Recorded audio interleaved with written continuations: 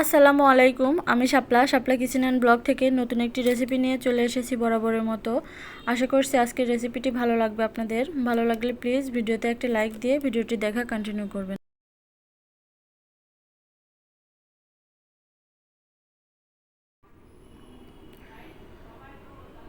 আমি একটা fry pan নিয়ে নিয়েছি আর তাতে পর্যাপ্ত পরিমাণে তেল ব্যবহার করছি। এখানে কিন্তু তেলটা একটু কম পরিমাণ ব্যবহার করতে হবে, কারণ মুরগির চামড়ার সাথে কিন্তু অনেকটা তেল থাকে, সেটাও পরে বেরিয়ে আসে, তাই তেলটা বুঝে দেবেন। এখানে আমি 2টা তেজপাতা আর 3 টুকরা দারচিনি দিয়ে দিলাম। একটু নেড়ে চেড়ে নিচ্ছি। এর গন্ধটা যখন নাকে এসে লাগবে তখনই দিয়ে দিবেন মশলাগুলো। মুরগির মাংস রান্না করতে যে মশলাগুলো ব্যবহার করা হয় সেগুলো আমি এখানে ব্লেন্ডার করে দিয়েছি।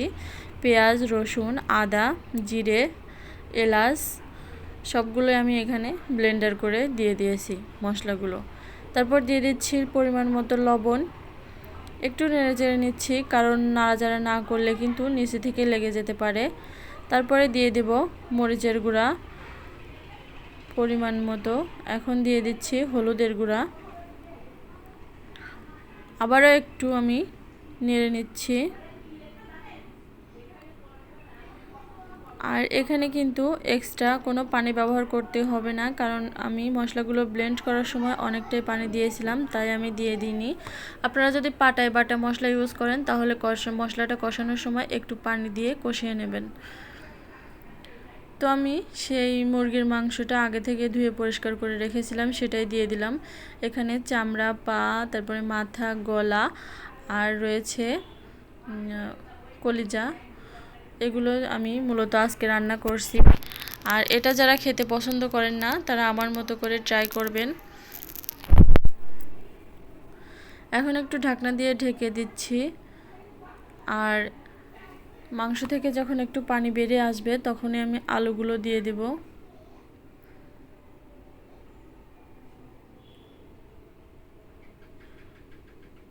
আলুটা দিয়ে একটু নাড়াচাড়া করে সামান্য একটু পানি দিয়ে দিচ্ছি, কারণ এটা সিদ্ধ হওয়ার জন্য একটু পানির প্রয়োজন হবে।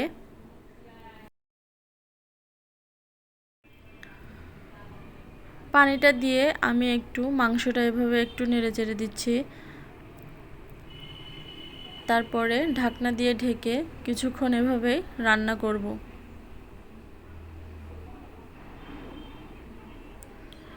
আর মাঝে মাঝে এভাবে কিন্তু ঢাকনা তুলে নেড়ে দেবেন, না হলে নিচে থেকে মশলাটা পুড়ে যেতে পারে। আর পুড়ে গেলে কিন্তু একদমই খেতে ভালো লাগবে না। তো আবারও ঢাকনা দিয়ে ঢেকে দিচ্ছি আমি কিছুক্ষণের জন্য। তো এই যে দেখুন আমার মাংসটা কষানো হয়ে গেছে। এখন এটাতে আমি পরিমাণ মতো পানি দিয়ে দিচ্ছি। আপনারা যে যতটুকু ঝোল পছন্দ করেন ততটুকু পানি দিয়ে দেবেন। আমি এতটুকু পানি দিয়ে দিচ্ছি।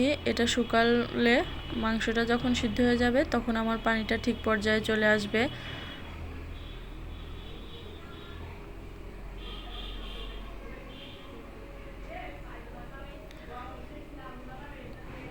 আমি এখন এটাকে ঢাকনা দিয়ে ঢেকে রান্না করব কিছুক্ষণ। মিডিয়াম টু হাই হিটে আমি এটাকে রান্না করব। তো এই যে দেখুন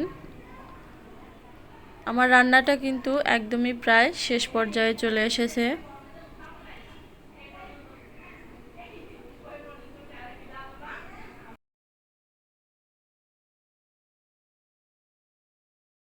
ভাজা মশলা ছিটিয়ে দেব। এখানে আমি গরম মশলাটাকে ভেজে গুঁড়ো করে রেখেছিলাম, সেটাই দিয়ে দিলাম।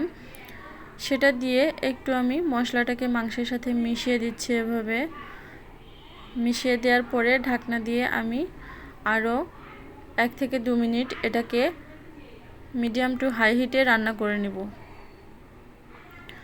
তো দেখতেই পারছেন আমার রান্নাটা কিন্তু শেষ হয়ে এসেছে। এ পর্যায়ে আমি চুলাটা অফ করে দিব। আর এটা কিন্তু ঝোল ঝোল খেতে একদমই ভালো লাগে না। চেষ্টা করবেন এটা গা মাখা টাইপ করতে, কারণ এটার ঝোল খেতে একদমই ভালো লাগে না। তো আমার রান্নাটা কমপ্লিট হয়ে গেছে। আর এটা কতটা লোভনীয় হয়েছে দেখে নিশ্চয়ই বুঝতে পারছেন। তো আমার আজকের রেসিপিটা কেমন লাগলো অবশ্যই কমেন্ট করে জানিয়ে দেবেন। আজকের মতো এখানেই বিদায় নিচ্ছি। আল্লাহ হাফেজ।